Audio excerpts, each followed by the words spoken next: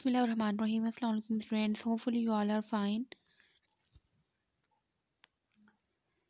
Chapter 14 Environmental Chemistry Part 1 The Atmosphere का आज जो हम टॉपिक पढ़ेंगे वो है nitrogen compounds and it's on page number 125 of your text book.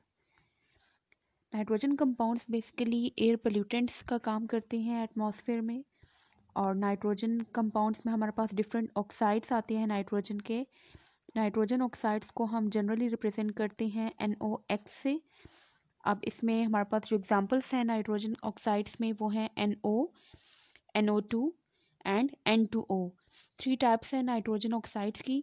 इनमें से जो नेचुरली अकरिंग ऑक्साइड है नाइट्रोजन का that is NO which is known as nitric oxide. Sources हमारे पास ऑक्साइड्स ऑफ नाइट्रोजन या नाइट्रोजन कंपाउंड्स के 2 तरह के होते हैं। नेचुरली भी ये कंपाउंड्स एटमॉस्फेयर का पार्ट बनते हैं, इसके अलावा ह्यूमन एक्टिविटीज़ की वजह से and combustion of fossil fuels की वजह से भी ये कंपाउंड्स रिलीज होते हैं एटमॉस्फेयर में और एयर पोल्यूशन कॉज करते हैं। नेचुरल सोर्सेज में हमारे पास आती है इलेक्ट्रिकल लाइटनिंग के रिजल्ट में नाइट्रोजन के ऑक्साइड्स प्रोड्यूस होते हैं। इसके अलावा फॉसिल फ्यूल्स की कंबस्शन के थ्रू भी प्रोड्यूस होते हैं। इंटरनल कंबस्शन इंजन में जो कंबस्शन की प्रोसेस होता है उसमें भी ये रिलीज होते हैं। Thermal power stations and factories. Nitrogen gas भी एयर में प्रेजेंट होती है और ऑक्सीजन गैस भी प्रेजेंट होती है। अब कंबस्शन की प्रोसेस में क्या होता है, नाइट्रोजन जो होती है ये ऑक्सीजन गैस के साथ ये रिएक्ट करती है और इसके रिजल्ट में हमारे पास जो कंपाउंड बनता है दैट इज़ NO। यहाँ पे बैलेंसिंग के लिए अब रिएक्टेंट्स की साइड पे नाइट्रोजन के भी 2 आइटम्स हैं और ऑक्सीजन के भी 2 आइटम्स हैं, तो बैलेंसिंग के लिए आपने प्रोडक्ट की साइड पे भी 2 लगा देना है।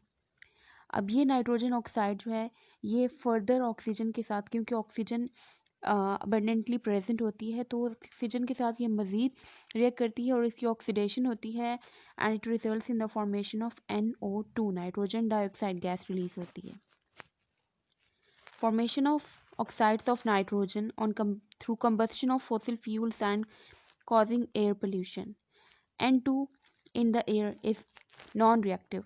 नाइट्रोजन गैस जो एयर में प्रेजेंट होती है ये रिएक्टिव नहीं होती एट हाई टेम्परेचर, लेकिन जब टेम्परेचर हाई हो जाता है तो ये गैस रिएक्टिव हो जाती है और एयर में ऑक्सीजन गैस जो प्रेजेंट है उसके साथ नाइट्रोजन गैस रिएक्ट कर जाती है, जिससे नाइट्रोजन के ऑक्साइड्स बनते हैं NO एंड NO2।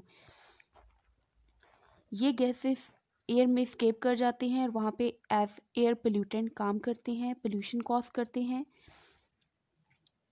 पोल्यूशन कैसे कॉज करते हैं, ये जो ऑक्साइड्स हैं नाइट्रोजन के एयर में वाटर वेपर्स भी प्रेजेंट है। अब ये सब प्रोसेस एयर में हो रहा है, लेकिन इसकी मेन रीज़न क्या है, हाई टेम्परेचर। और हाई टेम्परेचर होता है due to global warming.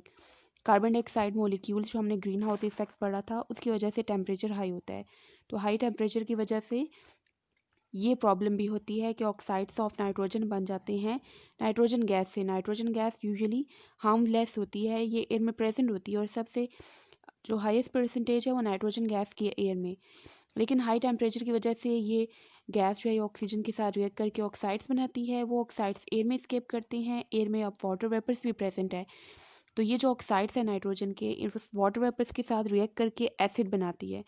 Nitrogen के जो ऑक्साइड्स एसिड बनाते हैं वो नाइट्रिक एसिड है। ये नाइट्रिक एसिड जब रेन वाटर के साथ शामिल होता है तो रेन को एसिडिक कर देता है, इसको हम एसिडिक रेन कहते हैं, और उस एसिडिक रेन के डिफरेंट हार्मफुल इफ़ेक्ट्स होते हैं। सो इफ़ेक्ट्स हमारे पास इसके ये होते हैं कि जब ये ऑक्साइड्स या नाइट्रोजन कंपाउंड्स एटमॉस्फेयर में प्रेजेंट होते हैं तो ये ब्रीदिंग प्रॉब्लम कॉज करते हैं। It irritates the breathing passage means air passage वे की बात हो रही है। जो रिस्पायरेटरी सिस्टम हमारा है, जो एयर डिफरेंट पार्ट्स में से गुजर के हमारे लंग्स में जाती है उसको हम एयर पैसेज या ब्रीदिंग पैसेज कहते हैं, तो ये इरिटेशन कॉज करती है। Oxides of nitrogen forms nitric acid, जैसे कि अभी मैंने आपको बताया नाइट्रोजन के जो ऑक्साइड्स होते हैं ये नाइट्रिक एसिड बनाते हैं विच फॉर्म्स एसिडिक रेन, और ये एसिड जब रेन वाटर में शामिल होता है तो ये एसिडिक रेन प्रोड्यूस करते हैं that damages buildings, vegetations, plants, aquatic life, different चीज़ों को ये हार्मफुली इफेक्ट करते हैं। आज के लिए इतना ही। Thank you so much for watching. See you next time. अल्लाह हाफिज़।